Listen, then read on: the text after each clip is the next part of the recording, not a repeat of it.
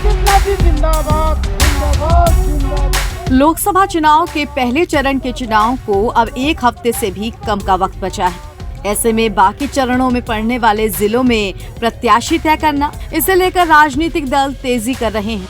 कहीं जातिगत समीकरण बिठाए जा रहे हैं तो कहीं दूसरी पार्टी ने किसे उतारा है उसे भांपते हुए पार्टियां अपने पत्ते खोल रही हैं। यूं तो यूपी में मोटे तौर पर मुकाबला एनडीए और इंडिया गठबंधन के बीच है, लेकिन बीच में मायावती की बसपा, ओवैसी की एआईएमआईएम और निर्दलीय भी जमकर जोर आजमाइश कर रहे हैं।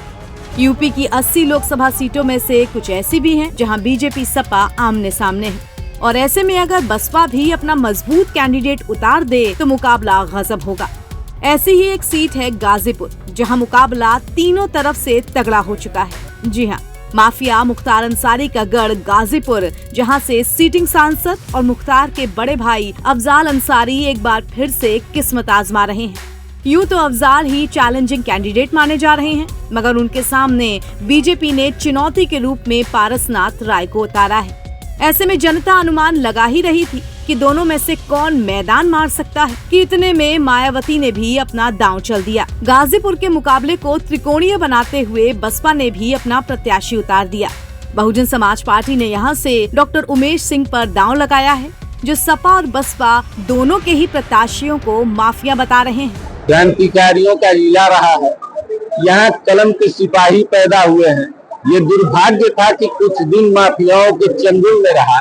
आज फिर दोनों तरफ से लोगों के मन में जो एक बात है कि दोनों माफिया हैं, अपने को मसीहा कहते हैं, कोई नकल माफिया है तो कोई असल में माफिया है।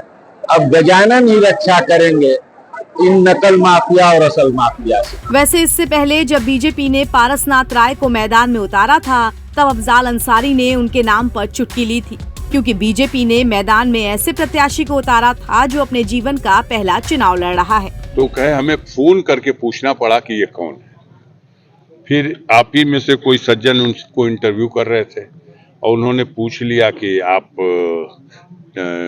टिकट मांगने वालों में थे, तो बड़े ईमानदारी से उन्होंने कहा कि मैंने टिकट न मांगा था, न मैं उस कतार में था। तो ये तो दरिया दिली है देने वालों की। उन्होंने उस पार्टी ने उस संगठन की दरिया दिली है, और आप सब जानते हैं कि चमत्कार होता है बीजेपी में।